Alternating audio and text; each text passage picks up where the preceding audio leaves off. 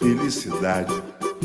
Passei no vestibular, mas a faculdade é particular. Particular, ela é particular. Particular, ela é particular. Livros tão caros, tanta taxa pra pagar. Meu dinheiro muito raro, alguém teve que emprestar. O meu dinheiro, alguém teve que emprestar. O meu dinheiro, alguém teve que emprestar. Morei no suborno, andei de trem atrasado, do trabalho ia pra aula, sem jantar e bem cansado. Mas em casa meia-noite tinha sempre a me esperar um punhado de problemas e criança pra criar. Para criar. Salve, Martinho da Vila! Para criar, só criança pra criar. Mas felizmente eu consegui me formar, mas da minha formatura nem cheguei a participar. Já vai fingindo que é fofoca e vai espalhando pra todo mundo. Nem pro meu anel, nem o diretor careca entregou o meu papel. O meu papel, meu canudo de papel. O meu papel, meu canudo de papel. Beleza, boa noite, pessoal. Qualquer semelhança não é mera coincidência. Essa turma que vocês estão vendo aqui na tela tiveram que superar muitos obstáculos para pegar não o seu canudo de papel. Essa turma que está aqui, morador de favela, morro, comunidade, tem vários canudos de papel. Nós temos mestres, doutores, temos bacharel em 2 áreas distintas. Eu quero dizer para vocês que isso daqui, esse nosso programa, não é arquivo confidencial de Faustão, não é nada para que essa é a sua vida, que pessoas bacaninhas. Não, isso aqui a gente está tratando de uma dura realidade da desigualdade social brasileira. Essas pessoas aqui não são essas pessoas que estão aqui. Essas pessoas que estão aqui representam muitas pessoas. Hoje eu estou especialmente muito emocionado porque nasceu meu netinho. Hoje vai ser duro esse programa para mim. Um brinde aí para todo mundo. Vamos lá, Vitor, deixa aí na tela. Telto, entra aí. Entra. Grande Dave! É sempre bom ver Dave emocionado. Boa noite para todo mundo. Ó, eu já chego com o pé na porta. Hoje, como o Dave falou, é especial. Falar para todo mundo aí que a favela venceu, continua vencendo, continua nessa batalha, nesse engajamento. E por falar em engajamento, não há engajamento melhor do que você que gosta do Papo na Subida já ir fazendo o que a gente faz. Tem tanta gente nesse mundo espalhando fake news, espalhando ódio, potencializando tantas coisas ruins, e hoje você tem a oportunidade de espalhar uma das coisas mais maravilhosas que tem acontecido nessa pandemia, que é o programa Papo na Subida. Então, finge que é fofoca, sai espalhando para todo mundo, pega o link, joga nos grupos do WhatsApp da família, aquele grupo lá da galera do futebol, da igreja, seja lá de onde for, já manda logo. Ó, vem aqui, deixa o seu comentário, faça igual aí a Roberta Martins. Grande beijo, Robertinha. Já chega aí igual a Roberta, mandando o seu comentário, trocando ideia com a gente, porque hoje vai ser uma noite muito produtiva. Então, comenta, curte, compartilha e nos ajuda a espalhar essa notícia legal. Finge que é fofoca, espalha para todo mundo. Ó, e hoje nós estamos aqui com uma galera que é especial. Eu trouxe até o meu chazinho aqui, ó, de camomila, sabe? Os convidados que estão aqui não sabem, mas há um entrave aqui, meu amigo Alessandro, Ulisses, Maíra, Ana Paula, quanto tempo, bom te ver. Há um entrave aqui nessa... como que eu posso dizer? É chato a gente já começar falando nisso, David, mas inclusive o meu terapeuta falou para eu tomar um chazinho antes, porque eu sei que vai chegar determinado momento do programa que o Avigdor vai tentar me tirar do ar, vai tentar fazer alguma coisa, vai tentar fazer uma brincadeira. A Victor, para quem não sabe, é o cidadão da produção aí, que faz de tudo pro Papo Na... Eu não sei por que ele foi contratado para isso, ele sempre faz alguma maneira pro programa não acontecer com aquela suavidade. Mas com a Victor ou sem a Victor, nós vamos passar por cima e mostrar aí que vai dar tudo certo. Dave, então a primeira pessoa que nós vamos apresentar é a Ana Paula, correto? Ela aí, ó. Ana Paula da Silva, pesquisadora pela Faculdade Latino-Americana de Ciências Sociais, em Adolescência, Juventudes, Políticas Públicas e Violência nas Escolas. Professora do curso de Comunicação Social da Universidade Salgado de Oliveira. Mestre em Educação, Comunicação e Cultura em Periferias Urbanas. Bacharel em Comunicação Social, Habilitação, Jornalismo. Educomunicadora em Direitos Humanos para Adolescentes e Jovens desde o ano de 2013 em projetos sociais. Jornalista, pesquisadora e produtora cultural. Preta, ativista e militante pelo direito da juventude. Investigadora nas linhas de educação não formal, políticas públicas de, para e com juventude. Violência nas escolas, direito à comunicação, cultura e política das juventudes periféricas nas redes e nas ruas, cultura digital e periferias urbanas.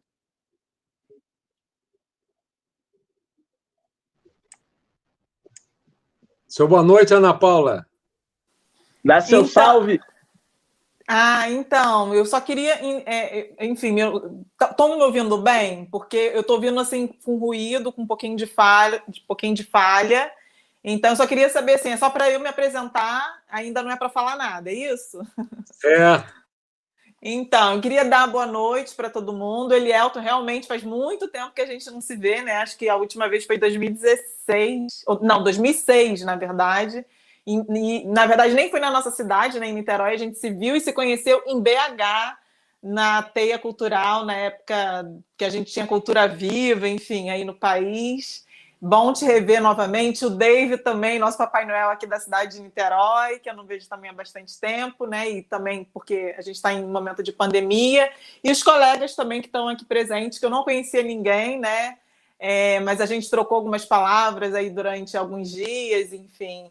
Eu queria dar boa noite para todo mundo. Eu acho que esse assunto de hoje que a gente vai debater é bastante importante e necessário também, principalmente para a população jovem, preta, de favela, da onde, né, a gente vem. Sempre bom, Aninha, é um prazer. Verdade, foi lá na Teia, né, do Prêmio Cultura Viva, a última vez que a gente se viu, se não me engano, foi 2007 em BH. Ótima lembrança, foi bem legal.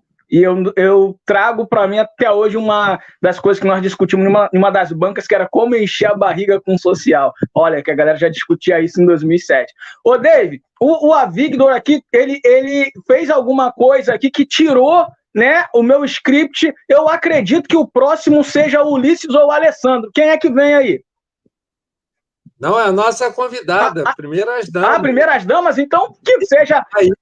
As brabas primeiro, vamos lançar a braba, né? No caso do lançar as brabas, aí já lançamos a Ana Paula, então que venha a nossa querida Maíra.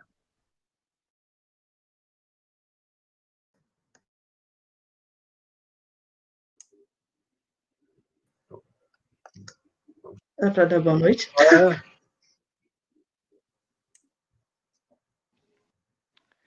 Maíra. Vamos embora, Maíra. Torino. Biomédica, habilitada em análises clínicas, formada pela Universidade Federal Fluminense. Doutoranda no Programa de Pós-Graduação em Ciências e Biotecnologia e bolsista do Doutorado Aplicado à Inovação, onde trabalha em conjunto com a iniciativa privada, pesquisando o desenvolvimento de soluções biotecnológicas preservadoras para a medicina diagnóstica. Atuação acadêmica em parceria com a Universidade Federal Fluminense no desenvolvimento e caracterização de protótipos medicamentosos para o tratamento da trombose e nanoformulações, a análise do perfil toxicológico de protótipos medicamentosos antiparasitários, antibacterianos, anti-oncogênicos e antifúngicos, Auxilia na manipulação radiofórmica na radiofarmácia do setor de medicina nuclear do Hospital Universitário Antônio Pedro para a realização de exames. Possui formação paralela em estética facial e corporal pelo SENAC Rio de Janeiro, aonde se dedica e se especializa em estética negra pós-operatória. Gente, é um prazer estar aqui com vocês. Eu queria mandar um beijo para todos e também parabenizar o novo vovô. Parabéns, vovô.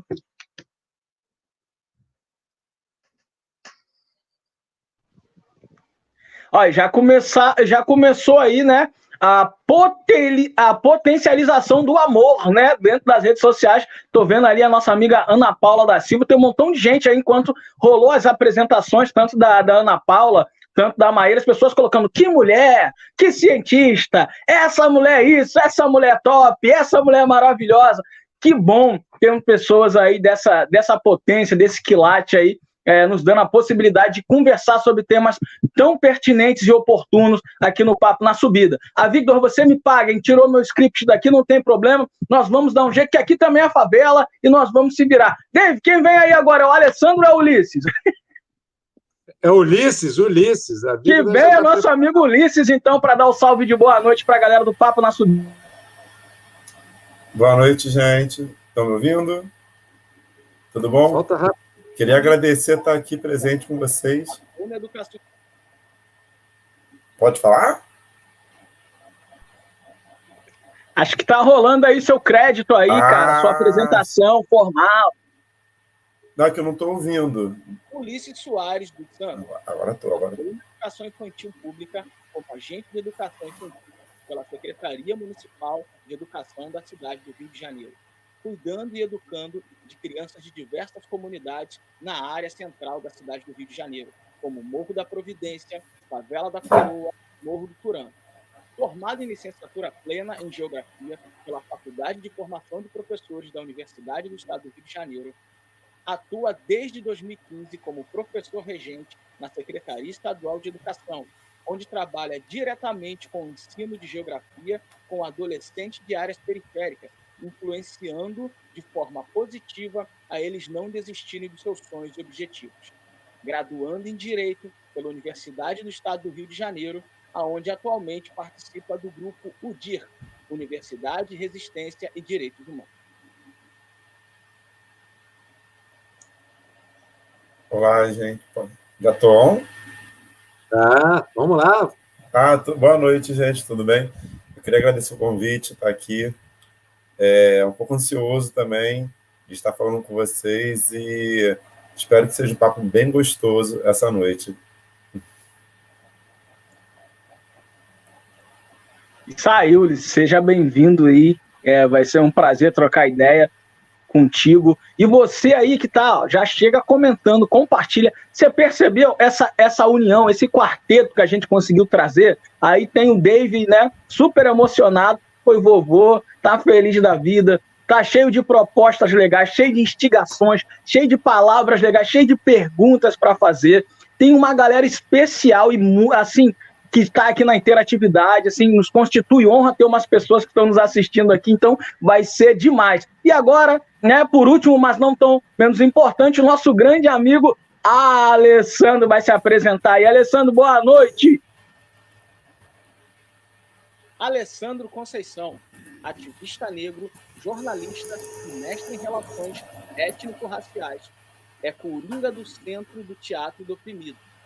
A caminhada com o Teatro do Oprimido vem desde o ano de 2001, com o GTO, Pirei na Cena, projetos em saúde mental, pontos de cultura e de formação de grupos populares, além de experiências na Argentina, Bolívia, Colômbia, Chile, Estados Unidos, Guatemala, Nicarágua, Espanha, Moçambique, Zâmbia, Senegal e Uruguai. Na luta antirracista é artista ativista do grupo Cor do Brasil e do coletivo Cianga, Cinema Experimental do Negro. Nas artes da vida, já foi camelô, jovem aprendiz de agências bancárias, atendente de lojas de chocolate e educador social. Uau. E aí, boa noite a todas, a todos, a todes. Boa noite, Ana Paula, Maíra, Ulisses, Elton, ou melhor, Elton. Oi, Dave, parabéns aí pela continuidade da vida, da prole. E tamo aí, vamos colaborar com mais essa caminhada. Maravilha. Elton, você tinha me dito, o Alessandro, você tinha me dito que passasse o material que você tinha mandado para o Avigdo. O que foi que você mandou para o Avigdo? O que eu mandei foi o vídeo do protesto que a gente está fazendo lá no Conjunto de Favelas do Viradouro. Então, acho que nesse momento de urgência, esse vídeo é um material muito urgente, muito agora e muito importante para as nossas lutas e para nossas caminhadas para a construção de um mundo melhor. Foi isso. Pronto, Avigdo. Então, deixa a gente ali no cantinho da tela para a gente assistir o vídeo que o Alessandro mandou.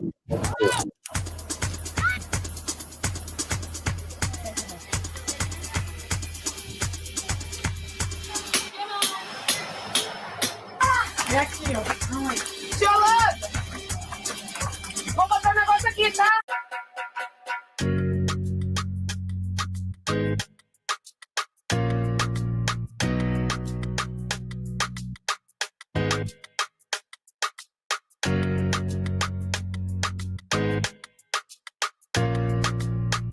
Olha, eu vim para aqui, eu tinha 9 anos.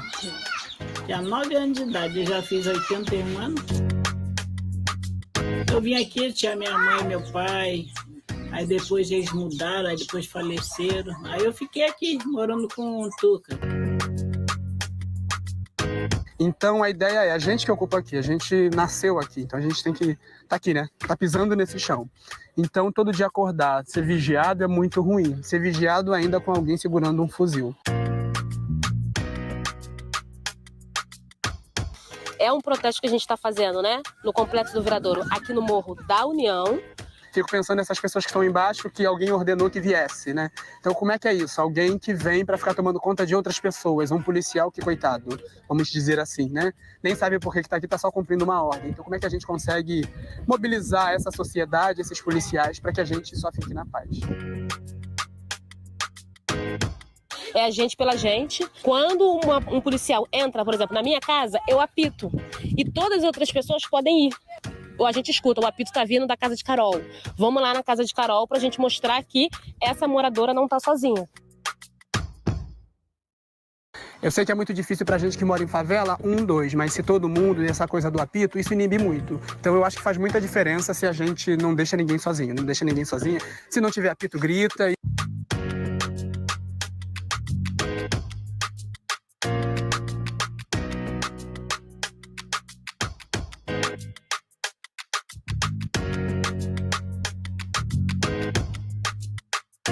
E a ideia é isso. A gente, quando a polícia entra na nossa casa, a gente fala, né? Entrou a polícia na casa da Larissa e a Larissa falou, compartilhou com todo mundo aqui. Poxa, a polícia entrou na minha casa, mas isso foi depois. A ideia é que a gente tenha uma ação antes. Olha, a polícia tá aqui, então a gente apita. Mas eu só tô olhando, pode olhar, só que vai olhar com uma porrada de morador junto.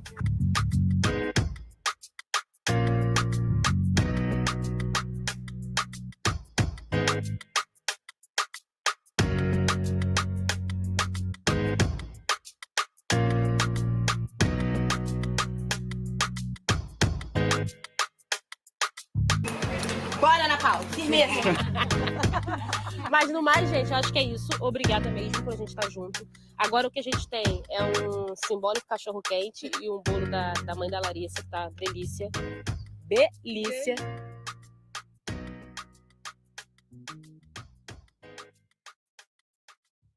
Eu só quero é ser feliz, andar tranquilamente na favela onde eu nasci. Bom, está posto aí, Ale. Importante, bacana essa maneira de se organizar e tal. Mas vamos voltar à ideia do programa, que a gente tem que fazer aqui. Eu vou insistir na história. A gente não está falando do Alessandro, a gente não está falando da Maíra, a gente não está falando da Ana Paula, a gente não está falando do Ulisses. A gente está falando de um monte de Ulisses, um monte de Ana Paulas, um monte de Alessandros, um monte de Maíras. Porque eu, particularmente, que tenho uma trajetória por conta do Campos Avançados, de projetos nas favelas, morro, comunidade, como quer que seja chamado, cada pessoa tem uma maneira especial de tratar desse assunto, que essas pessoas representam muitas outras pessoas. E essas pessoas têm histórias muito interessantes, que elas chegaram onde chegaram com muita dificuldade, muito sacrifício. Por isso que eu brinquei que qualquer coincidência, qualquer coincidência com a música do Martinho não é mera semelhança, é verdadeiro mesmo, é uma semelhança mesmo, porque essa é a vida. Então, vamos lá. Pode botar os 4 na tela aí, ô Avigdor? Deixa só eles 4, tira eu e o Elielton, e eles vão começar a conversar aí. Podem começar a conversar vocês e contar como que vocês superaram. Quem tinha se apresentado primeiro tinha sido quem? Ana Paula, por último, quem tinha o Alessandro. Vamos manter essa ordem. Então, bota os 4 na tela e deixa a Ana Paula falar como é que foi qual foi a trajetória para ela superar os obstáculos e chegar onde chegou. Vamos lá?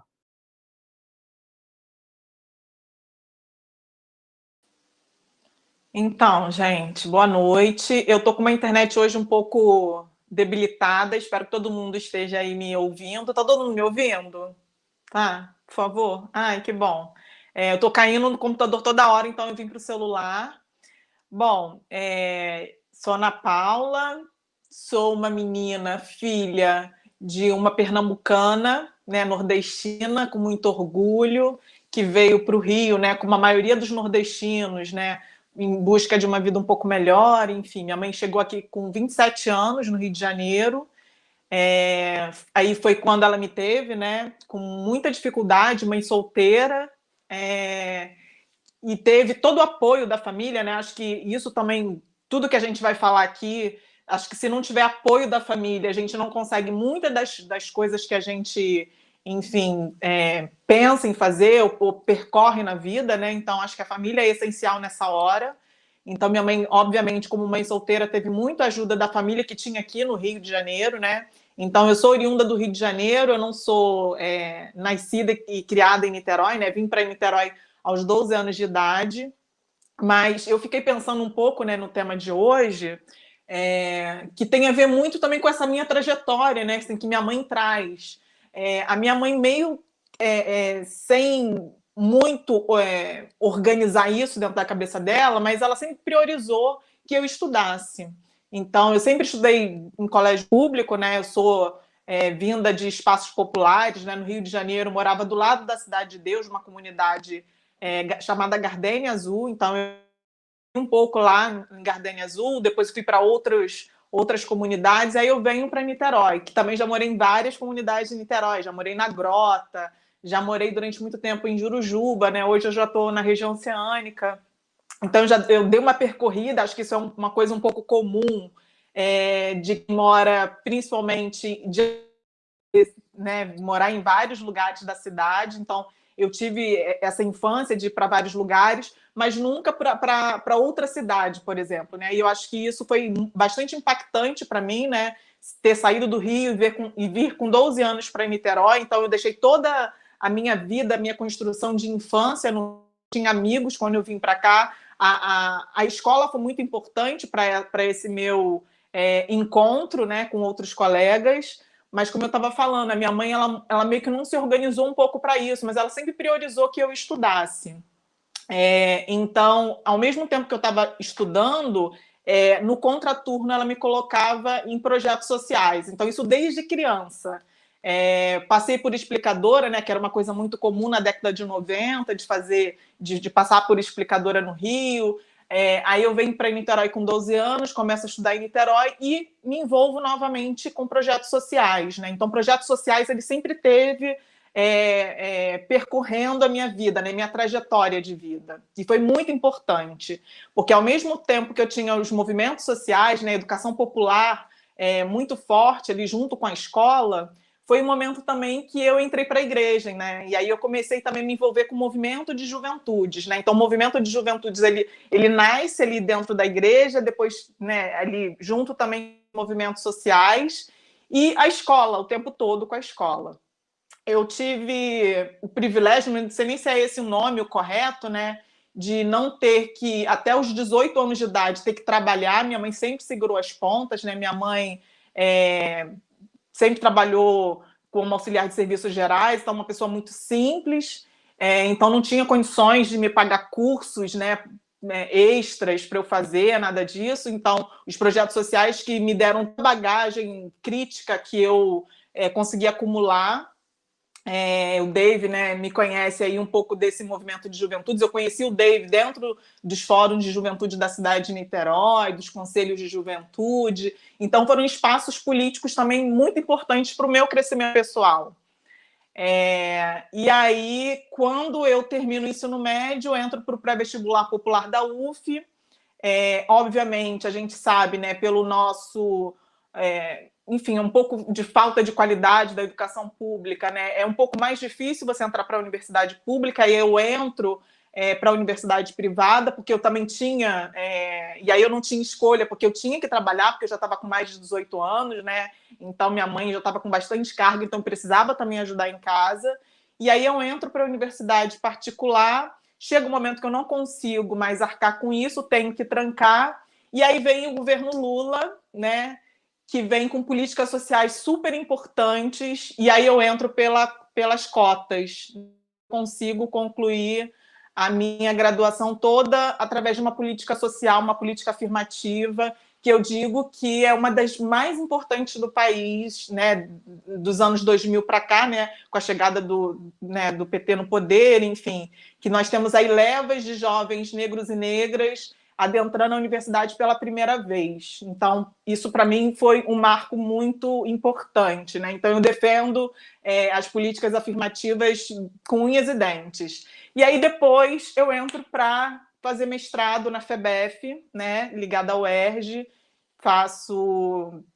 continuo pesquisando na área de juventude, cultura política periférica, que é da onde eu venho, é da onde, enfim, toda a minha prática faz menção com a teoria, mas digo que estar na universidade, né, e estar na pós-graduação não é uma coisa fácil, não é uma coisa dada para a gente, né? A gente que vem de escolas públicas, a gente não tem esses caminhos assim, um pouco traçado, né? Você vai meio que galgando ele, né? Você vai descobrindo o caminho no meio do processo.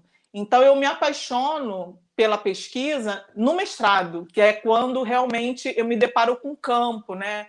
Que eu aprendo a fazer metodologia de pesquisa, aprendo a gostar de teoria, gostar de ler, né? Porque também não é uma coisa culturalmente dada para a gente.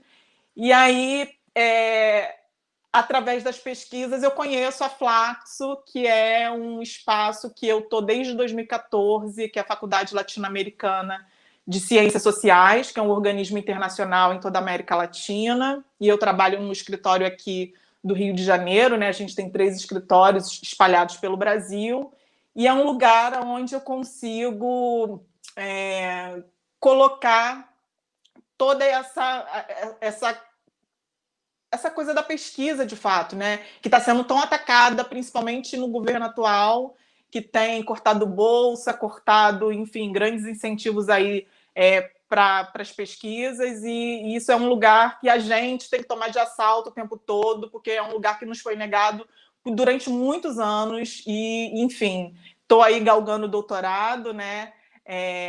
Sou professora também, e aí eu tenho esse papel também, né? A gente, enquanto educador, o Ulisses é da educação básica, que eu sei o quanto, sabe, assim, é necessário, né? Principalmente na educação básica, a gente fomentar isso, né? Nas crianças, nos adolescentes, nos jovens, para que eles tenham a perspectiva de um dia estar na universidade, né?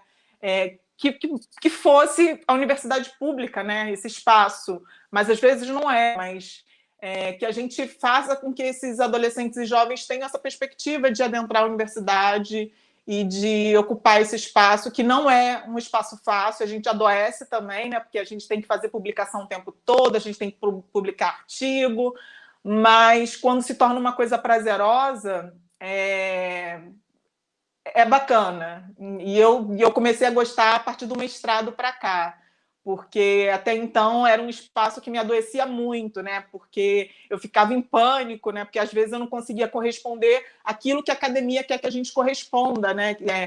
O pensamento europeu, o cêntrico, o pensamento branco, né? E a gente quer ir na contramão disso, a gente quer falar do nosso lugar, a gente quer falar das juventudes periféricas, né? Que são as juventudes que mais me encantam. Então, vou parando por aqui, né? Para, enfim, não pegar muita fala aí dos meus colegas e a gente vai conversando.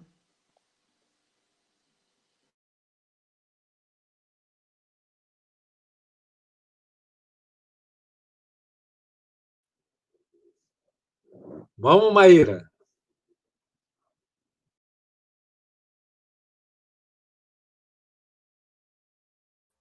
Meu microfone estava mutado, gente, desculpa. O meu caminho, ele parece muito com o da Ana Paula quando a gente chega nesse passo das cotas, né, das ações afirmativas.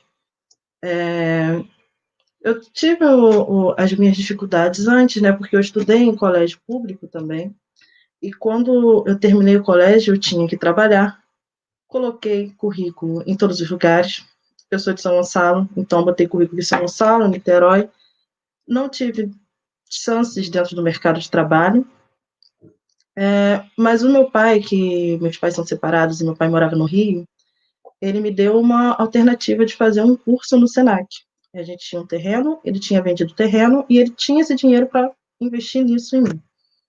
Então, eu fiz o curso de estética e fiz o pré-vestibular da UF, grande pré-vestibular da UF, que é maravilhoso. Que no meio do caminho eu entrei na biomedicina através dessas ações afirmativas. Uma coisa que eu sempre falo, em todas as histórias quando pergunto da minha vida, é que quando eu entrei na faculdade, só tinha uma pessoa negra, e essa pessoa era da Jamaica. Então, assim, essa realidade de conhecer pessoas de outro estado, pessoas de outra classe social, foi uma coisa muito chocante para mim. E também nessa questão de estudo, porque as pessoas lá na biomedicina, elas chegavam já com os melhores cursos de São Paulo, os melhores cursos de BH, conversas que você ouvia de pessoas falando, meu pai disse que se eu passasse no curso, eu ia ganhar um carro. O meu foi comercial mesmo, toma esse Rio Card aqui, um beijo, minha filha. Então, mas eu fiz a faculdade e eu fiz o técnico, eu terminei o técnico, continuei fazendo a faculdade, só que aí eu precisava de dinheiro. Desde o meu segundo período, eu entrei no laboratório e eu conheci a pesquisa científica. Uma outra coisa que foi, tipo assim, para mim foi um golpe de sorte, que eu consegui entrar num laboratório em que a orientadora era negra. Agora você me diz, quantas mulheres negras na ciência você conhece? Eu tive a sorte de cair no laboratório que tinha uma delas. E eu fui fazendo um trabalho de pesquisa dentro desse laboratório, fiz trabalho de pesquisa junto com a UF, com o Fundão, mas nessa época eu não tinha bolsa. E aí eu conheci outra ação que é antiga do governo, que ajudava alunos vindo de situações econômicas mais debilitadas, que é a Bolsa Permanência. Eu consegui me inscrever na Bolsa Permanência. A Bolsa Permanência é um programa do governo para alunos de baixa renda, e ele dava uma bolsa de R$ 400 para alunos de baixa renda e R$ 900 para quilombolas e indígenas. Então, eu consegui esse benefício, só que eu voltei a morar em São Gonçalo e a gente passou dificuldades financeiras, então, tipo assim, eu ganhava a bolsa, eu trabalhava no laboratório e eu também trabalhava em outros lugares. Foi nessa que eu tive um contato mais social da minha vida, que foi quando eu trabalhei como cuidadora de saúde mental, que é com pacientes psiquiátricos, e eu trabalhei nesse local por cerca de quase um ano, e segui o meu caminho, trabalhando nesse local, só que eu tive que sair porque eu não estava conseguindo render na aula. Quando eu vi as pessoas falando que elas não conseguiam trabalhar e estudar, eu não acreditava, até chegar a minha vez. Gente, o cansaço é uma coisa que atrapalha muito. Por fim, eu fiquei sem um trabalho, fiquei sem a bolsa, e o que me salvou, na verdade, foi que essa orientadora, ela me convidou para participar de outro projeto, que era um projeto para desenvolver um reagente junto com uma empresa. Como eu estava já finalizando a faculdade, e eu já estava... Realmente, Isabel, estou lendo seu comentário aqui. E eu já estou desde o meu segundo período com essa orientadora, eu tentei direto a bolsa de doutorado. E eu passei. Aí eu passei na bolsa de doutorado, e aí eu tentei a segunda seleção de doutorado, que eram 2 seleções que eu tinha que fazer, e eu também passei. E aqui nós estamos, resumidamente, muito resumido mesmo. É isso daí, eu consegui. Estou lendo os comentários, eu estou me distraindo um pouco. Estou aqui, gente. Agora vamos ver o que eu vou fazer a partir do doutorado, mas o importante é que estou aqui, vamos trabalhando. Lembrei que eu ia falar. Uma coisa que eu sempre falava para outros alunos que entraram depois de mim, quando eles estavam na faculdade, é para não se comparar com a história do amiguinho. Gente, não tem como você se comparar. Tipo, a sua caminhada é uma, não, que se dane que fulano vai se formar em 4 anos e você vai se formar em 6. Você sabe o que você quer, você luta. E também, se você for da UF, você pega uma disciplina na educação física que você consegue deixar seu CR alto. Porque CR alto é importante para a bolsa. Então, espalhem. Então, é isso, gente. Passa para o próximo. Boa noite, gente. A trajetória da gente não é igual, né, mas é bem similar. No caso, a minha mãe, ela criou minha irmã sozinha, porque meu pai faleceu quando eu tinha 12 anos e não deixou pensão, né? Minha mãe era representante comercial. E eu lembro no início da fala da música do Martin da Vila, que a faculdade era particular. No caso, minha mãe, ela não fez faculdade porque ela lembrou, era particular e ela não tinha como pagar, porque na época não tinha esse tipo de subsídio para a educação, como teve nos governos da década passada.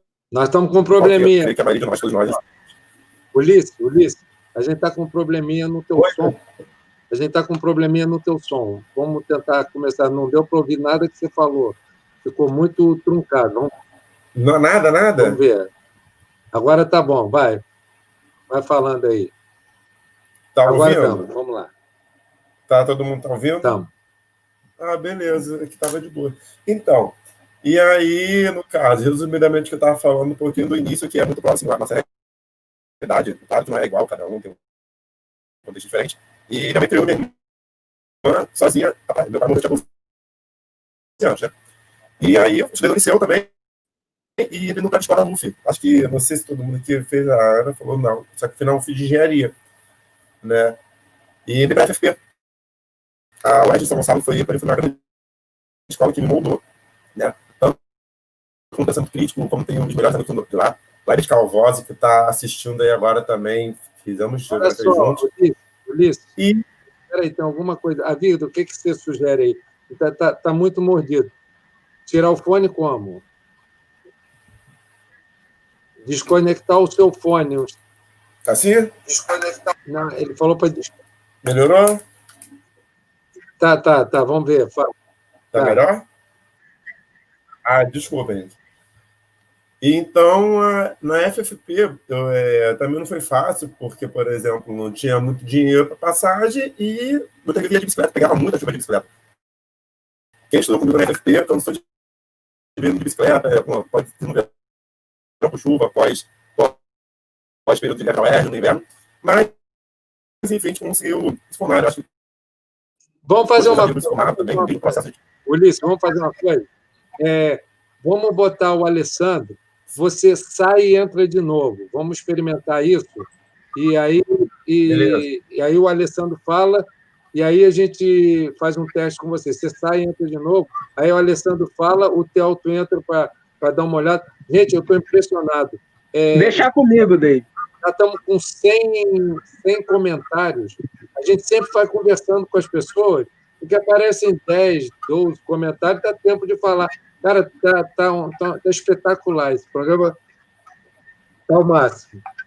Vamos lá. Entra Alessandro e você sai um pouquinho, Ulisses, e entra de novo. Vamos ver se vai dar certo isso. A recomendação do Avigdor foi para o Ulisses desconectar o fone do aparelho, ou do computador, do celular que ele estiver utilizando. Mas vamos fazer isso. Vamos ver ele voltar. Deixa os 3 aí na tela e deixa o Alessandro falando agora aí. Vamos. Então, boa noite novamente, gente. Assim, a pergunta inicial, né, Dave, que você fez, né? Como é que a gente superou tudo isso para chegar onde a gente chegou? Eu acredito que a gente não superou. A gente ainda está na caminhada e, pelo menos nos relatos que eu ouvi até agora, tem uma ânsia por mais, né? Eu me vejo representado, evidentemente, dadas as especificidades de cada um, por todas e todos vocês nesse sentido, né? As dificuldades financeiras e tudo mais. Enfim, eu posso falar um pouco assim, da dificuldade de agora para superar, que agora, nesse momento, está tendo uma ocupação lá no conjunto de favelas do Viradouro e Beltrão. No Zulu também, os abusos estão aumentando, né? A gente, grupo de WhatsApp, acaba de escutar agora um áudio. Então, nesse sentido, é com isso que a gente tem que conviver, a maioria de nós, negros e negras, quem mora em favelas. Morro, eu moro em morro, favela, que a gente está acostumado, né? Mas também tem outros que a gente vai aprendendo com periferias, ou vilas no Rio Grande do Sul, subúrbio, né? Porque tem muita gente que acha que subúrbio é mais suave, mas é um favelão. Ou tem essas características nesse sentido, não sendo bairro nobre. No caso de Niterói, eu sempre morei ali no Complexo do Viradouro, conjunto de favelas, no Morro da União especificamente. Também morei no Morro do Africano, que é em frente. Já morei na favela do Lixão, em Caxias, e também morei no Barbante, em Campo Grande, zona oeste do Rio. E uma coisa interessante aí nessas histórias, falando de projetos sociais, eu participei também de alguns, do Grupo Salesiano, seja o Oratório Mamãe na Margarida, e também o pré-vestibular em 2013, nesse sentido. Na minha trajetória, eu comecei a estudar tardiamente, nesse sentido, essa coisa de aprender a ler sozinho, e como eu trabalhei, enfim, essas coisas que é muito comum para uma pessoa negra favelada, né, para um menino negro, essa coisa do trabalho. A Maíra estava falando sobre essa coisa de trabalhar, estudar. Eu sempre comecei tarde, comecei com 14 anos, foi quando eu entrei na escola formal, escola pública, evidentemente, fiz o antigo supletivo. Eu adorava estudar com gente adulta, gente, eu adorava, assim, então me encantava nesse sentido. Então tem essa importância dos projetos sociais na nossa vida, que é o que o governo não faz, deveria fazer. É uma brecha, né, assim, nesse sentido, e é o que a gente vem fazendo, brechas, construindo brechas e tornando essas brechas políticas públicas, porque, como bem disse a Marielle Franco, favela não é problema, é solução. Então, tudo que é feito assim como cultura e tudo mais é alternativa, de preto, pobre, favelado. Vide o MEI, né, quer ser mais empreendedor, mais dono de si, mais autônomo do que camelôs ou as mulheres que têm barraquinha, seja Salvador e no Rio, e em outras cidades do Brasil. E aí, vamos legalizar isso para também tirar imposto, né? O MEI é nesse sentido. Então, tem essa importância dos projetos ditos sociais. Aliás, qual projeto não é dito social, né? Mesmo um curso de piano, de balé, para quem pode pagar muito, é um projeto social. A diferença é que o social ganhou essa conotação de pobre, né? De quem não tem oportunidades. Nesse sentido, quem é coitado. Não que seja o nosso caso, não somos coitados, mas ainda é muito pouco o número de pessoas que adentram a universidade. E é muito ruim, assim, né, essa coisa de sermos poucas e poucos e ainda vocês representam muita gente. Evidentemente, representatividade importa, é muito importante, mas ainda é um peso, e como tudo na nossa vida, né? Agora, eu acho que o grande desafio para a gente é sobreviver, é respirar, para que nenhum policial aperte o nosso pescoço, mas a gente sabe que tem muitos aqui nesse país, né? Evidentemente, como saiu nos Estados Unidos, e que bom nesse sentido, que essa negritude diaspórica, mesmo não sendo uma unidade, ajuda para isso, traz isso para a gente discutir. Mas apesar desse início tardio na educação formal pública, que é muito defasada, mas eu quero aqui parabenizar as professoras, os professores da educação pública, que fazem assim com amor, com prazer, que, enfim, foram fundamentais e são assim na minha vida e na vida de muita gente nesse sentido. Com toda a negatividade que a escola pública tem, né? Com tudo isso que se tem nesse sentido. Mesmo fazendo pré-vestibular, passei para o vestibular no meu quarto, né? Nesse sentido, a gente está sempre atrasado. E eu entrei para o ProUni, pelo ProUni, Programa de Universidade para Todos, Programa de Ações Afirmativas, e entrei para uma faculdade particular, a Faculdades Integradas Hélio Alonso, fazendo Comunicação Social e Habilitação em Jornalismo. uma faculdade da Zona Sul do Rio, nesse sentido. Então, assim, foi interessante, porque tinham 4 negros, e tinha essa questão das cotas, e estudar numa faculdade da Zona Sul do Rio de Janeiro, trabalhar em Niterói pela manhã, trabalhar à tarde no Rio, tinha dia que eu tinha que trabalhar de manhã no Rio, à tarde em Niterói e voltar para o Rio, tudo isso, que eu não tinha dinheiro de passagem, então eu tinha que ir a pé, era só o dinheiro da barca. Tem todas essas histórias que são tristes e que trazem muita emoção para a gente, mas que é uma política pública, de colocar a gente nesse lugar do sofrimento, de tornar tudo mais difícil, mais cansativo, de que a gente não possa se dedicar a uma coisa, para roubar o nosso tempo. O que eu coloco na minha dissertação de mestrado, que a Carolina Amanda falou, é que o nosso tempo é roubado. Desde de onde a gente mora para onde a gente tem que estudar, tem que trabalhar, inclusive assim não poder relaxar. Em casa tem um tiroteio, né, em casa. Então, o seu tempo é roubado constantemente, é uma tensão constante nesse sentido. Eu considero a minha história muito bonita nesse sentido. Sei que essa sociedade também gosta de uma história de superação. Histórias de superação são excelentes. Todas e todos estão aqui. E não tira o valor de ninguém nesse sentido. É muito bom, mas é muito cansativo. Então, agora, em 2014, eu prestei mestrado para o Cefet, Centro Federal de Tecnologia, aqui do Rio, para Relações Étnico-Raciais. É um excelente mestrado, assim, na minha vida, né? Os amigos que eu fiz, a afrocentricidade nesse sentido tem sido fundamental. Não que eu não tinha antes, né? Mas essa afrocentricidade ancestral colocada, como é muito solapada pela essa ideologia branca desse país e desse mundo, né? Muitas vezes as nossas estratégias são simplesmente para sobreviver, o que é muito valioso para se alimentar. Ainda hoje é assim. Mas mesmo com isso, com esses títulos, ainda tem o risco de não voltar para casa, o risco de andar numa rua e não sobreviver, o risco de entrar numa loja e ser visto como suspeito e tudo mais. A última abordagem policial que eu tive recentemente foi que eu estava na feira aqui da Glória pela manhã, e aí 3 rapazes negros correram, a polícia parou, você também me parou e tudo mais, aquela coisa, você fica aí, aquela grosseria toda, pega o documento, e aí quando o policial fala, senhor Alessandro, e aí o outro rapaz falou, oi. Ah, somos Alessandro, temos o mesmo nome. E aí nos olhamos, 2 rapazes negros. Não é a primeira vez que isso acontece, assim, comigo, né? 2 jovens negros sendo abordados pela polícia. Aí ele, os 2 são Alessandro? A gente, somos Alessandro, que interessante. Só que quando ele falou comigo foi assim, depois que viu o documento, olha, isso daqui não é uma ação racista, tá bom? O senhor nos desculpa, é o procedimento da polícia. E com o outro Alessandro ele falou, você fica aí. Então, acho que pelo cadastro vê que a gente tem esses títulos, então o tratamento é outro, né? Ainda que incomodado nesse sentido. E ele falou, olha, eu também sou negro. Eu falei, eu sei, eu estou percebendo. Mas é essa ideologia que esse mundo branco coloca, em que a gente tem que se superar a cada dia. Ou seja, sobreviver um dia é se superar. E isso é muito triste, isso é horroroso, isso é devastador. Só que isso tem feito da gente, né, a população negra, indígena, nesse país, assim, é buscar alternativas para viver mais de um dia, para poder se planejar. Então, é por isso que a gente tem ocupado esses espaços acadêmicos, né? Eu acho que a academia, não sei se foi a Maíra ou a Ana Paula quem disse, né, sobre esse jeito eurocêntrico de ser, mas é maravilhoso que a partir das políticas afirmativas, entrando negros e negras, indígenas, quilombolas, entrando LGBTs favelados, a gente tem tensionado para que a bibliografia seja outra, para que a universidade seja, de fato, universal, no sentido da universalidade do conhecimento. E que conhecimento não é só a gente vai receber uma cópia de algo retrógrado, mas algo em que a gente também constrói junto, e não à toa, né, assim, transforma em política pública. Não à toa a gente de favelas tem feito isso ao longo dessa vida. Eu quero aproveitar esse espaço para isso, né? A gente amanhã vai fazer novamente o protesto, Lar de Moradoras, lá no Morro do Africano, no Conjunto de Favelas do Viradouro, e no sábado, dia 5, a gente vai fazer a ocupação cultural. A gente vai ocupar o Viradouro, a gente já ocupa, mas a gente vai ocupar culturalmente, lá na pracinha.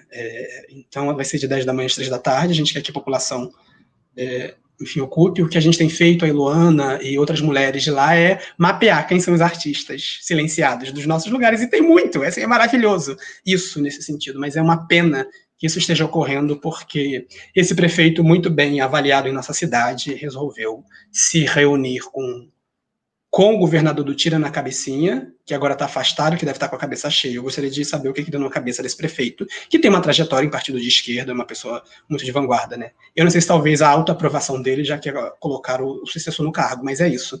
A frase dele é: Niterói vai voltar a ser sensação de segurança. Mas que parte de Niterói? Certamente não vai ser onde eu moro, no Viradouro. Na igrejinha também, na Grota, né? Querem construir cabines policiais, né? Para isso. Ou seja, é uma cópia dessa política do OPP, que é fracassada em todos os sentidos, já sabemos, mas esse prefeito, que não tem ingerência sobre a polícia, pediu ao governador afastado e está se mantendo isso. Então, os abusos estão continuando. Então, isso tem a ver com superação, nesse sentido. Isso tem a ver com o que eu vou estudar. Será que eu vou estudar, vou fazer um doutorado? Agora, né, a Ana Paula falou da Flasco. Eu passei para o curso de Políticas Públicas Comunitárias do Ibercultura e Flasco para esse ano, só que eu não pude fazer. Primeiro, a questão da pandemia, né, tanto que eu estou no trabalho por conta da internet, tem essas questões, e ocupação. Então, eu vou fazer uma carta para tentar fazer no próximo ano, e o pessoal da Flasco é muito solidário, é muito sensível nesse sentido, e também do Ibercultura, mas isso também interfere nos nossos estudos, interfere nos nossos conhecimentos. Eu quero finalizar dizendo que mestrado, gente, assim, esse mestre, doutor, isso é uma invenção eurocêntrica, branca, enfim, ocidental. Isso tem muita utilidade nesse mundo branco ocidental. A gente utiliza como recurso, né, para isso. Olha, você tem isso. Não quer dizer que eu não vá morrer, como muita gente morre, é abordada, é humilhada, principalmente pessoas negras, mulheres, LGBTs, favelados, faveladas, favelades. Mas é um recurso, porque mestres são os nossos ancestrais. Mestre tem a ver com vivência também, né? Eu me lembro que na entrevista de mestrado, a banca disse que o meu projeto dele estava muito mais ativista do que acadêmico. E como é que eu via isso? Falei, nossa, que interessante, um mestrado que se chama Relações Étnico-Raciais falar isso, mas é isso, é porque a academia é uma maneira de conhecimento que a humanidade construiu para, enfim, melhorar a vida. Contudo, o ativismo é o que tem melhorado a vida na prática, numa velocidade muito maior do que toda a reflexão, a elucubração e o tempo que esta academia, um pouco desconectada com a realidade, tem colocado. Então é isso, gente. A gente está no meio de uma operação em Niterói, aqui também no Rio, em muitas outras favelas, é importante falar, mesmo o STF tendo proibido, mas branco é isso, né? Como branco inventou lei, que geralmente não é justiça, lei não é justiça, branco também sabe como burlar. Então é o que eu tenho para falar e para contribuir nesse sentido, e muito agradecido de estar nesse debate.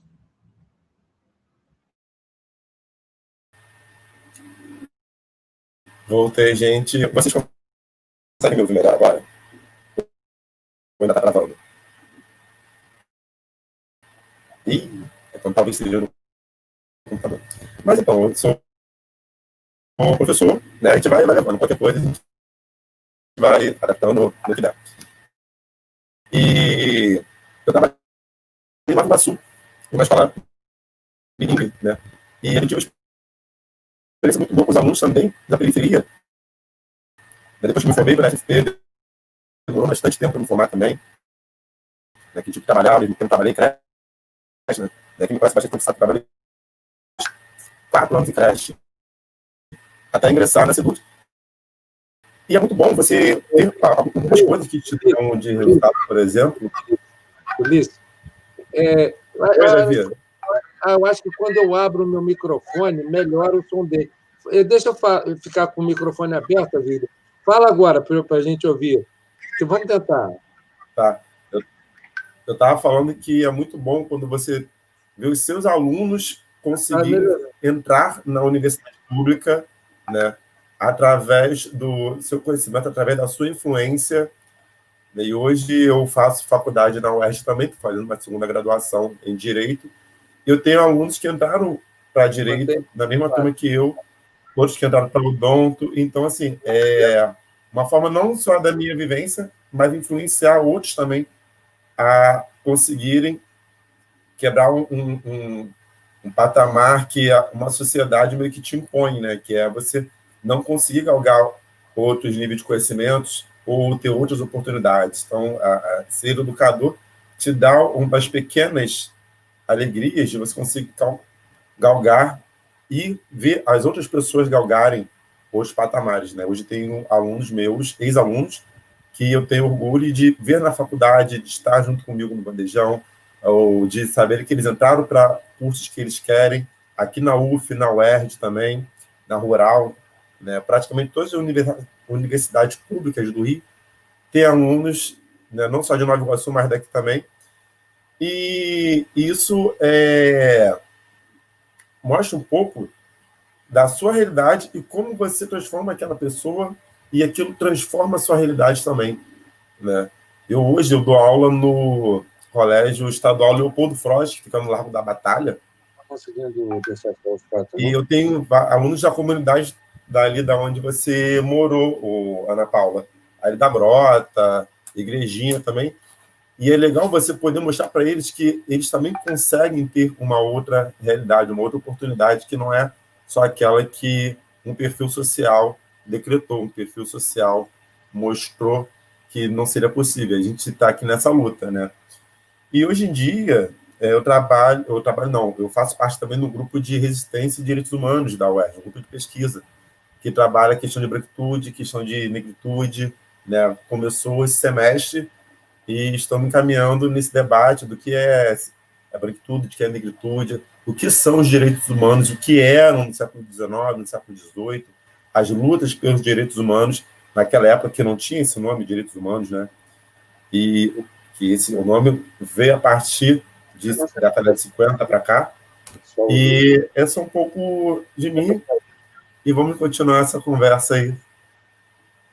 Né? Então volta todo mundo agora. Nós estamos aqui cheio de truque para tentar ver se a gente ouvia. A gente ouviu legal agora. Eu estava querendo que mantivesse você falando igual os outros com 4 na tela. Aí, como não estava conseguindo, eu falei assim, então bota ele sozinho. Na hora que botou sozinho, você parou. Ah, sim.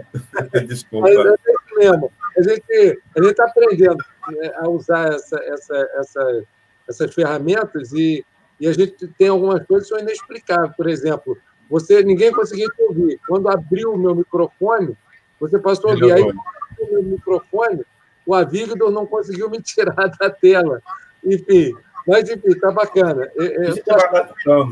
Eu sabia que o programa ia ser muito forte, eu sabia que o programa ia ser muito lindo, e eu estou até meio atrapalhado para organizar o resto dessa conversa, continuar essa conversa, mas eu fui conversando com cada um de vocês ao longo da semana e tal, para preparar o programa, e a Ana Paula, a Maíra, estava me contando a relação que ela tinha, horrível, né?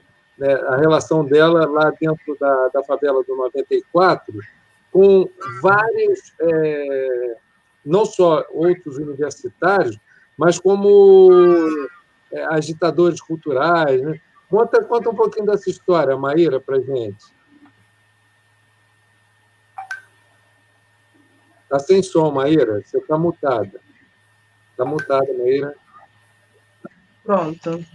É porque, como Niterói ela é uma cidade praticamente universitária, ou uma parte é uma cidade universitária e outra parte é uma cidade que tem bastante favelas, e também é uma parte que tem um dos maiores IDHs do país, acontece o fenômeno de pessoas da periferia, pessoas que têm pouco poderio econômico, acabar indo morar nas favelas da região, alugando casas, e dentro dessas favelas, eles terem uma conversa com os próprios moradores. E eu já tive fases na minha vida que eu pude morar em Caraí porque eu morava com outras pessoas, dividindo casa, porque, lembrando, eu sou de São Gonçalo, e em São Gonçalo, quando você estuda em um lugar e mora no outro, às vezes fica mais barato e mais fácil você morar na cidade que você estuda, porque, apesar de ser perto, chega a ser 2 horas de engarrafamento, ou às vezes você chega à noite, 8 horas da noite, está tendo tiroteio, então é melhor você morar lá. E dentro dessa comunidade da 94 foi onde eu ouvi e participei das conversas mais enriquecedoras que eu pude ter. Lá se conversava sobre feminismo, sobre machismo, sobre homofobia, sobre estudo. Às vezes eu chegava na comunidade e a parede estava riscada porque um aluno estava ensinando ao outro como é que se dividia ou como se calculava. E uma das coisas que a gente critica muito é essa chegada desses alunos que são da universidade e moram na favela e não acrescenta nada lá. E os próprios moradores que são de lá, eles não conseguem ter acesso. E nesse processo eu conheci pessoas que eram cria da 94 e elas conseguiram chegar à universidade. Ou então pessoas que vieram de outras comunidades e elas moram em comunidades de Niterói e fazem essa agitação cultural, que são o pessoal da Ujima Gang, é o pessoal da Roda de Cultura de Niterói, é o pessoal do Círculo, que é um coletivo de meninas que trabalham com bambolê. Então, eu acho isso muito interessante, porque quando você vai para a Zona Sul, pelo menos eu não enxergava isso, e agora eu enxergo. E em São Gonçalo também era muito difícil ver pessoas que nem eu, que tivessem a mesma conversa do que eu, e que agora já estavam chegando também nesses lugares. Acho que é basicamente essa a minha experiência. Olha só, vou pedir um socorro aí ao Telto. A Victor está me dizendo aqui que tem muitas perguntas que precisam ser encaminhadas para vocês. Vai botando alguma coisa aí na tela, a Victor, para a gente... Fala, Dave, conta as suas aflições, que a gente te ajuda. Vamos ver aí. Vamos ver, porque, olha só, gostaria que o Alessandro repetisse o nome do mestrado. Repete aí, por favor, Alê.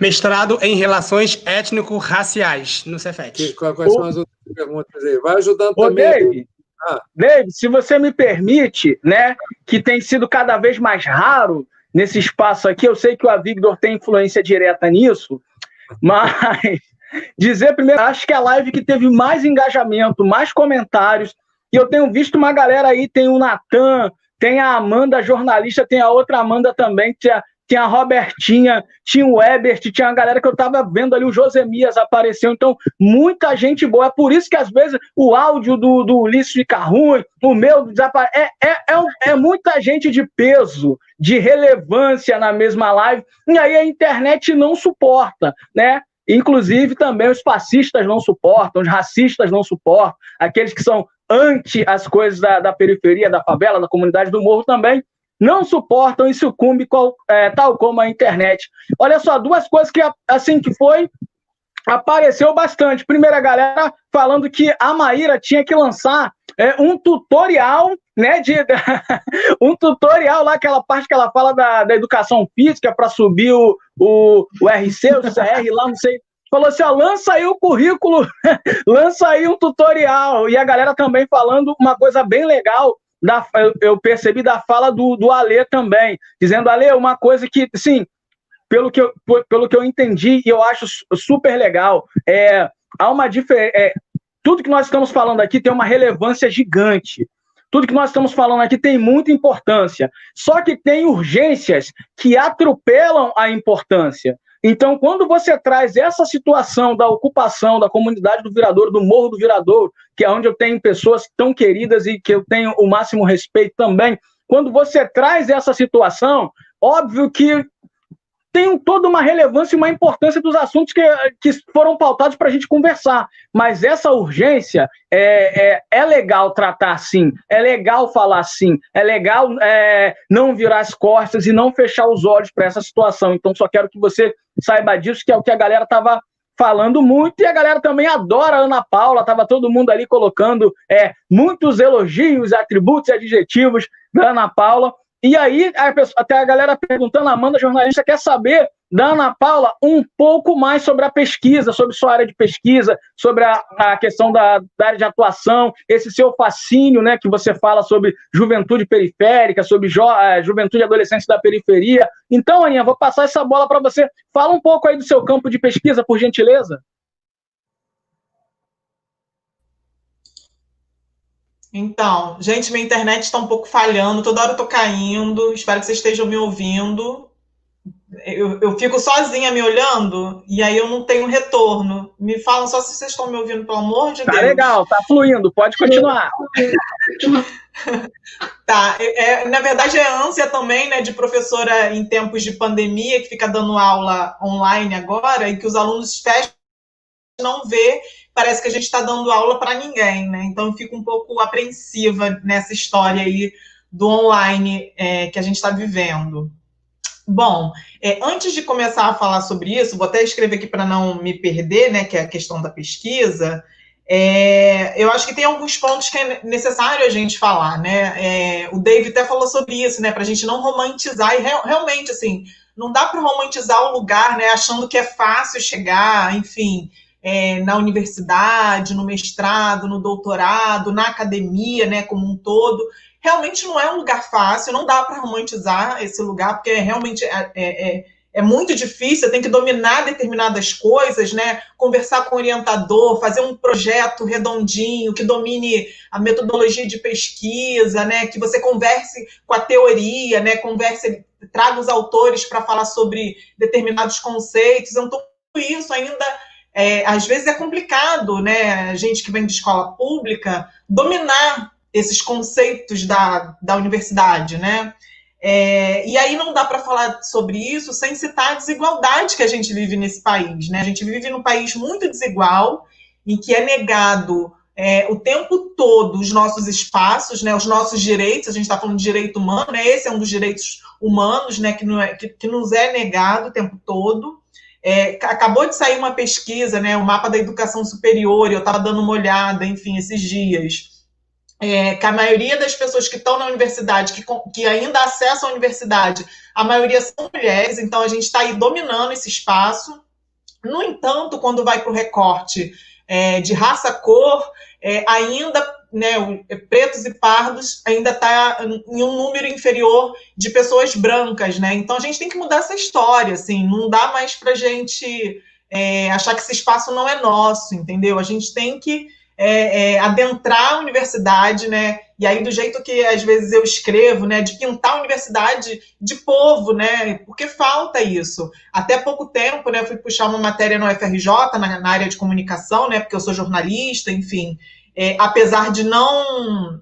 sempre, todo o meu trabalho de comunicação é muito voltado para a educação, né? Então, eu me intitulo educomunicadora porque tem essa junção da educação com a comunicação.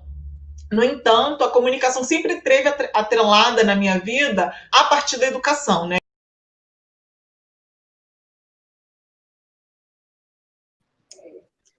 Caiu. A Ana Paula está sofrendo hoje com a internet, hein, caramba. Não tem problema, Dave. Daqui a pouco a Ana Paula retoma, a gente volta daqui. Victor, foca aqui, mano. Brincadeiras à parte. Gente, ó, foi colocada aí uma fala bem legal, né? As pessoas fizeram...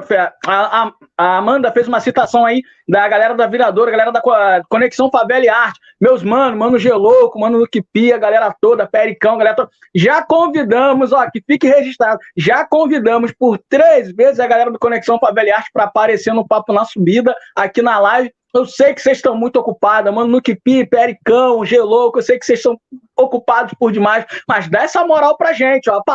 Vou chegar aqui pertinho. Aparece aqui, cara. Aparece aqui. A Aninha tá voltando aí pra dar a retomada, né? Aquilo que ela falou. Enfim, é muita relevância, é muito peso. Nem a internet suporta uma pessoinha tão maravilhosa como a Ana Paula. Nem a internet suporta o Dave. Nem a internet suporta essa galera, essa junção aí, ó. Esse quarteto mais do que fantástico. Negros e negras maravilhosos. Ana, continua por gentileza. Isso faz parte, na verdade, da desigualdade que já existia antes da pandemia, né, da conexão da internet, que sempre foi falha no Brasil, dessa educação remota, e agora, com a pandemia, esse negócio só aflorou, a desigualdade só aflorou. Então, eu estava falando da desigualdade, né, que a gente ainda precisa ter uma universidade pintada de povo preto, principalmente, né. Nós somos mais da metade da população, né, pessoas pretas e pardas, né, e a gente ainda não tem essa igualdade dentro da universidade. Então, a gente precisa ter mais pesquisadores e pesquisadoras pretos, pretas, né? E que a gente tenha professores também. Eu sou professora universitária da Universo, né? E eu fiquei muito feliz que no semestre passado, o segundo período de jornalismo, quando eu entrei, 85% dos meus alunos eram alunos pretos e pretas, assim. Então, isso me deu um orgulho, porque nós temos que mexer nesse sistema, entendeu? Não é fácil. E eu falo isso para eles o tempo todo, sabe? Assim, ó, gente, vamos vencer, vamos juntos, sabe? Porque a universidade precisa disso, né? De ter pesquisadores aí, né, que a gente se identifique, né? Como a Maíra estava falando, né, quando ela chegou lá no laboratório e viu uma professora preta. Bom, eu pesquiso desde a minha graduação sobre cultura política das juventudes faveladas, ou das juventudes periféricas, né, como alguns dizem, né, porque cada território, cada estado, enfim, tem um jeito de chamar a sua periferia, né, como bem disse aí um dos colegas. Então, eu pesquiso cultura política desde a minha graduação. Então, na graduação, por exemplo, eu pesquisei as juventudes que trabalhavam com cinema em Japeri. Então, eu fui para a Baixada Fluminense fazer pesquisa de campo, com o pessoal do Cine Guandu, né, que não existe mais. Hoje eles são uma outra história, tem outra configuração, trabalhando muito com teatro. E no meu mestrado, eu pesquisei sobre, principalmente porque estava efervescendo, né, a história das manifestações de rua, né, em 2013, e um pouco se falava do que acontecia dentro das favelas, né? E como eu estudava na FEBEF, na Baixada Fluminense, né, na Faculdade de Educação da UERJ, lá, eu queria ver o que estava acontecendo, né? E era um momento que todo mundo deve lembrar, né? O PP ela surge em 2010, então ela tem 2011, 2012, 2013, enfim, as intervenções dentro das favelas, que a gente sabe muito bem, né, o que não aconteceu, e eu fui acompanhando o que acontecia dentro das favelas, principalmente no Rio de Janeiro. Então, eu fui para muita favela, Favela da Maré, Complexo do Alemão, Manguinhos, enfim, eu fui para várias favelas acompanhar o que as juventudes estavam fazendo naquele momento, né, porque era um momento de muita repressão policial, que não mudou, né, a gente continua tendo muita repressão policial, mas naquele momento era um momento assim muito emblemático, porque estava acontecendo também as manifestações, né, do Brasil inteiro, desde da questão dos 20 centavos de ônibus, enfim, depois teve todas as outras bandeiras, que teve a questão da crise política, e dentro das favelas estava acontecendo coisas também muito sérias, né, e que as juventudes elas não estavam caladas, elas não estavam inertes àquilo que estava acontecendo, muito pelo contrário, né?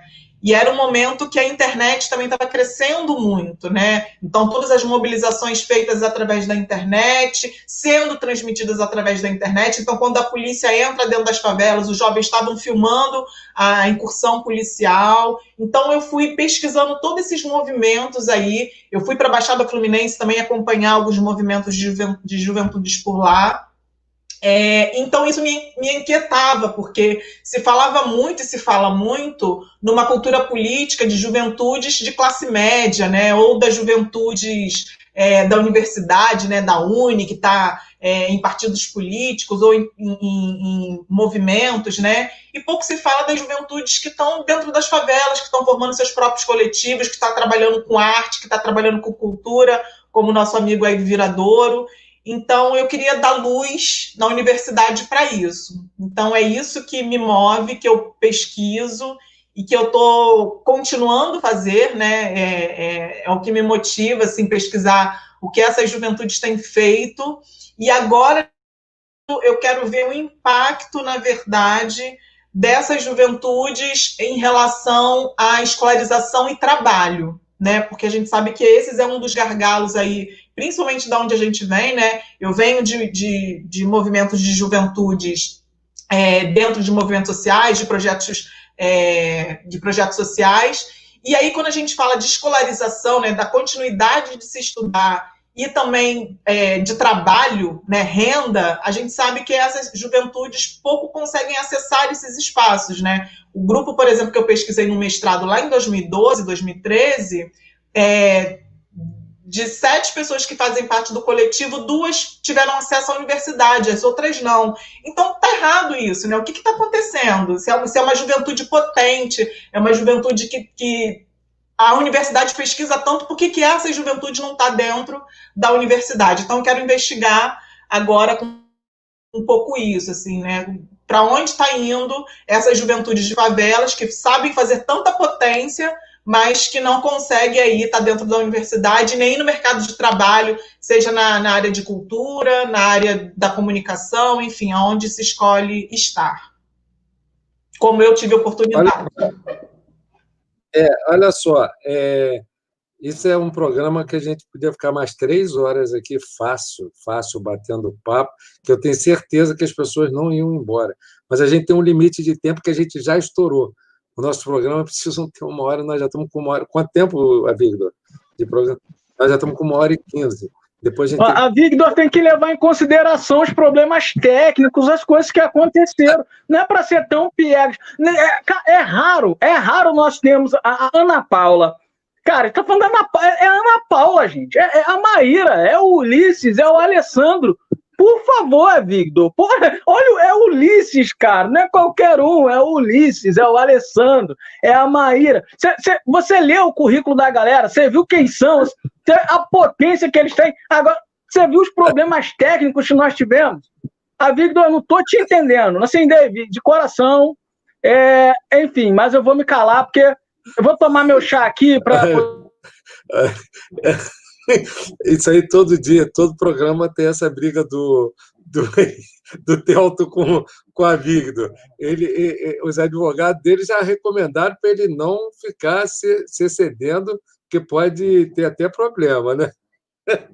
Olha só, mas a gente vai começar a fazer as apresentações finais. Eu só queria aproveitar esse gancho, aliás, 2 ganchos, duas levantadas de bola que a Paula me deu para eu cortar. Às vezes eu chamo Paulinha, Ana Paula, Aninha, porque a Ana Paula eu conheço há 20 anos. Né? A gente começou no campus avançado e ela fazia... Ô, Dave, desculpa te interromper, perdão, Ana Paula, eu não costumo ser assim, mas para tudo. Ô, Victor, coloca aí na tela de novo o recado e o comentário da nossa amiga Isabela. Isabela ou Isabel, que colocou aí, ó. Faz a segunda parte da live semana que vem. Ela tá dando uma sugestão para a gente dar continuidade a essa live no próximo momento, quiçá na próxima quarta-feira. Tá entendendo? É difícil pensar essas coisas. Só que mudamos para terça, agora é terça. Na terça, na quarta, na quinta, no dia que essas pessoas maravilhosas puderem. Então, eu conheci a Ana Paula há 20 anos, ela estava na BNTV, que ficava atrás do campus avançado, que é a nossa organização, e a gente aprendia muito com a BNTV, porque a BNTV tem 8 anos mais que a gente, já é uma organização super consolidada e tal. Até hoje a gente aprende muito com eles. Né? Dia 6 de dezembro a gente completa 20 anos de percurso por comunidades, por favelas, por juventude, trabalhando sempre nessa área de cultura, e a gente se cruza em vários caminhos. Depois que a Ana Paula sai da BNTV, a gente continua se cruzando por conta desses meus caminhos. O Alê, que é um amor, que é uma querência grande na minha vida, que fez projeto com a gente, Alê, foi em 2003, 2004 que a gente fez aquele projeto de Teatro do Oprimido, se não me engano, junto com o pessoal da 2005. Temos 15 anos, e acompanha o trabalho do Alê, não só nos Pontos Cultura, na Rede Cultura Viva, como também lá no CTO, enfim.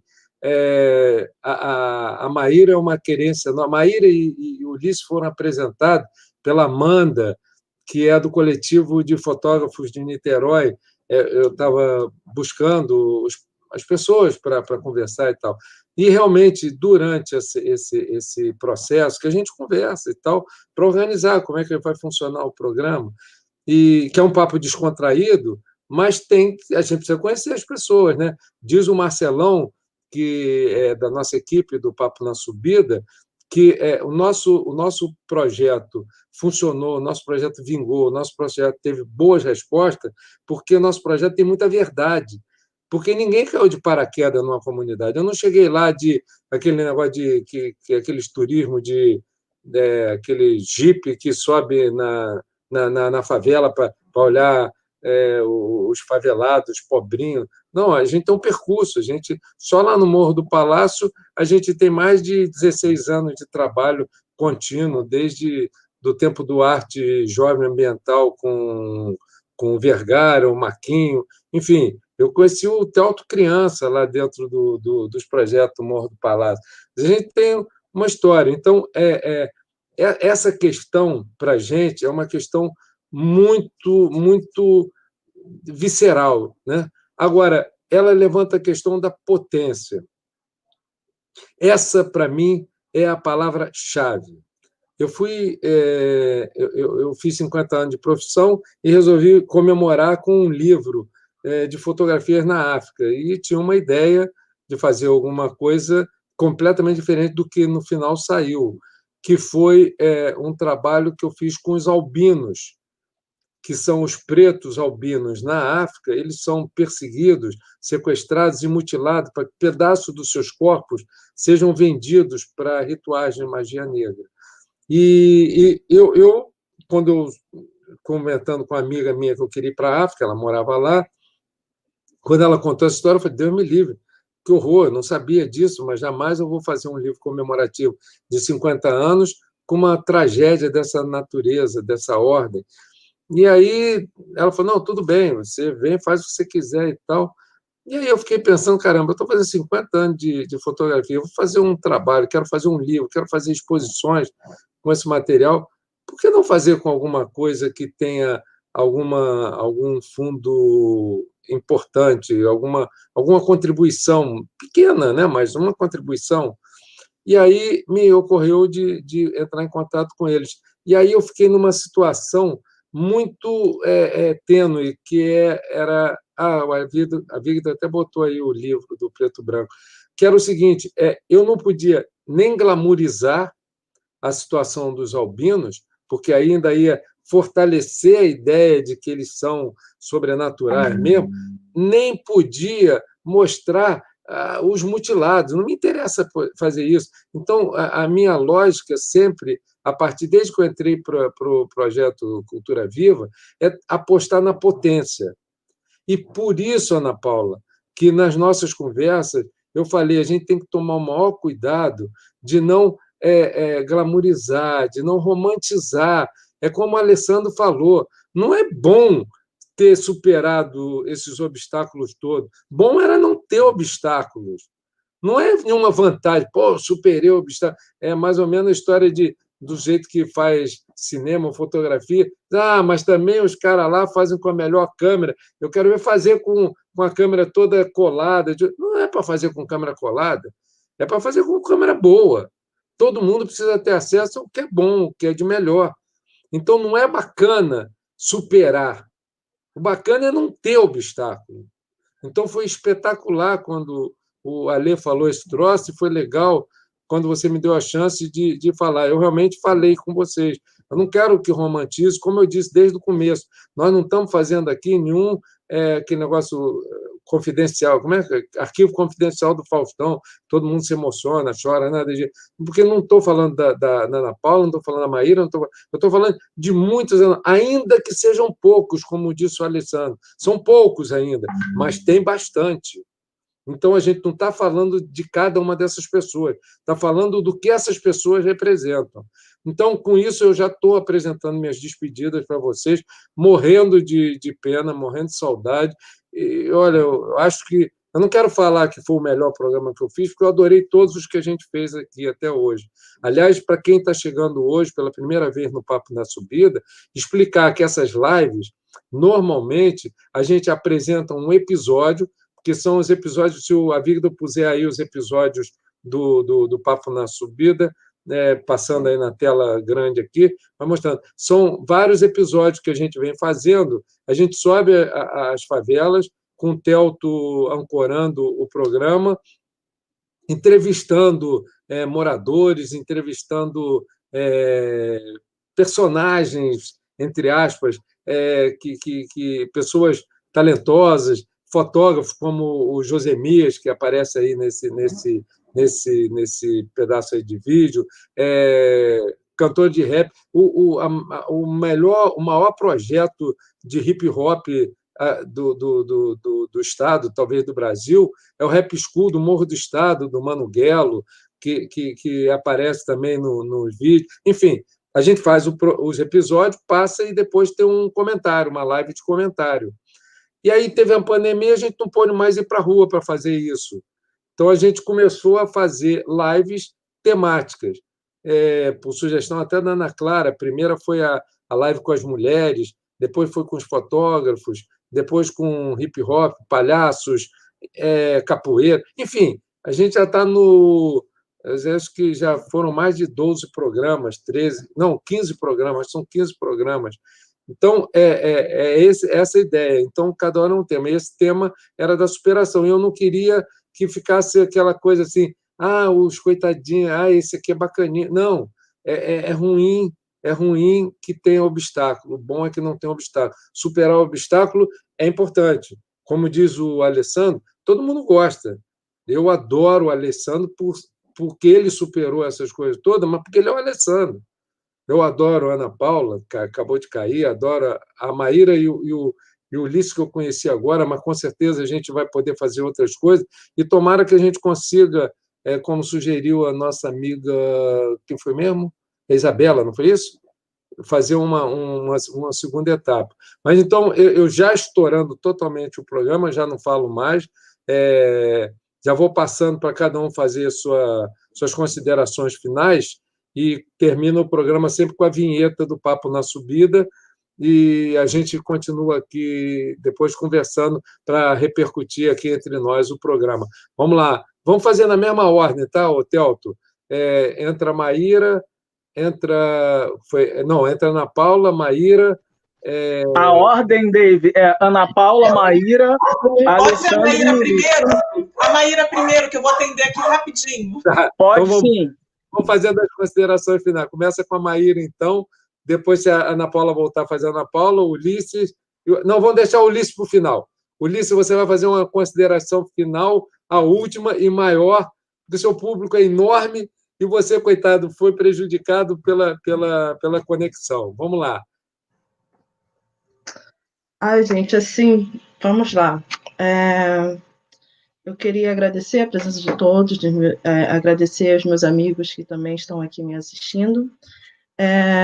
Eu queria falar, às vezes a minha conversa usa um tom mais descontraído, mas é porque realmente eu quero que essa minha conversa chegue para os mais jovens, para as pessoas que estão querendo entrar, que estão pensando em entrar, que precisam se espelhar, porque, pelo menos na minha área, que é a área da saúde, quando a gente entra, é um ambiente um pouco sisudo demais, fechado demais, embranquecido demais.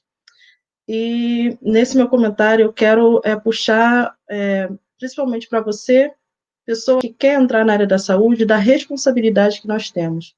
Nós temos do juramento que nós fizemos com a saúde e também com pessoas igual a gente, pessoas pobres, pessoas pretas.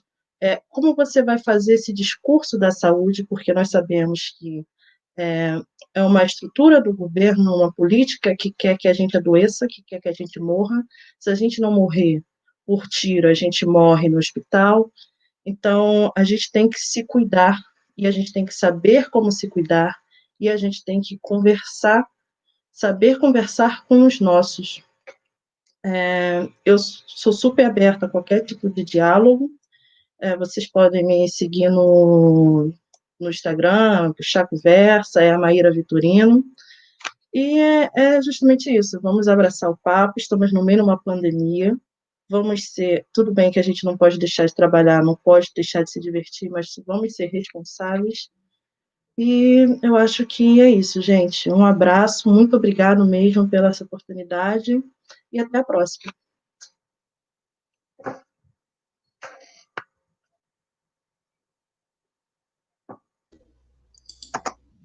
Já vamos direto, né? Então, bom, agradecer também o espaço de trocar com essas pessoas também incríveis, né? A gente sabe que a gente não está sozinho no mundo. Queria ter ouvido um pouco mais, realmente, da Maíra, do Ulisses, do outro colega, que eu esqueci o nome, desculpa.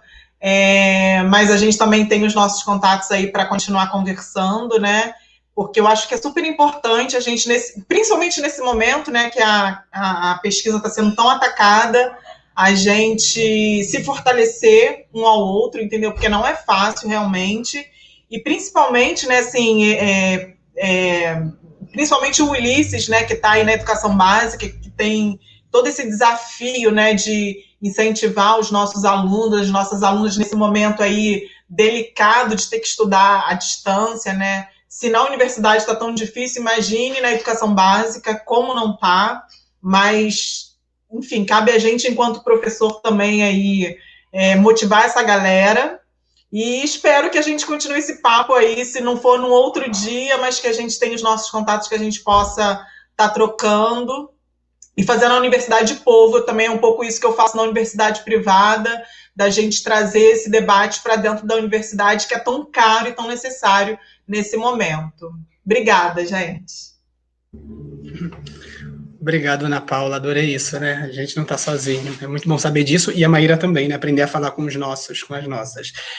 Olha, gente, eu vou reforçar, né, dessa urgência, como diz a amiga Bárbara Santos, a realidade sempre se impõe, mas a realidade também é uma invenção, né?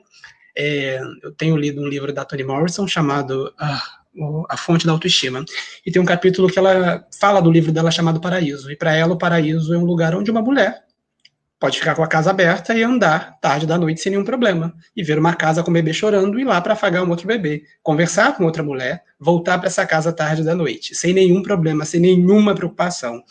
Então eu quero falar desse paraíso, em que é um mundo em que a gente possa andar sem ser abordado pela polícia, sem ser morto pela polícia, sem ser genocidado, exterminado pela polícia. A gente, eu quero dizer negros e indígenas, jovens negros e indígenas.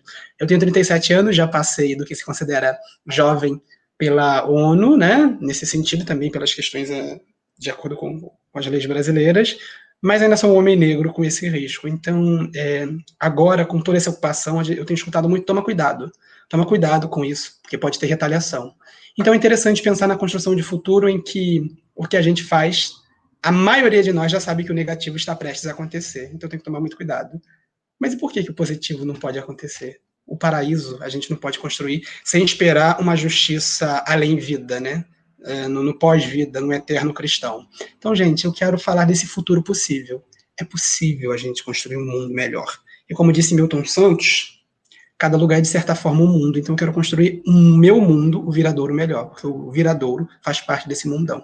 Aqui, Viradouro, o mundo Viradouro, que faz parte do mundo Niterói, faz parte do mundo Rio de Janeiro, do mundo Brasil, do mundo América do Sul, América Latina, continente americano, desse planeta. Então, é isso, gente.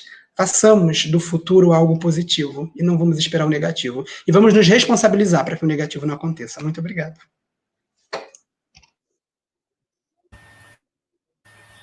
Queria agradecer essa live e pegando uma deixa que o Alessandro falou, do futuro, como a gente leva a perspectiva desses alunos, como levar para eles, né, a possibilidade de algo para ir além, né, para esses alunos de comunidade. Isso é uma luta diária, isso é algo feito de pouquinho em pouquinho.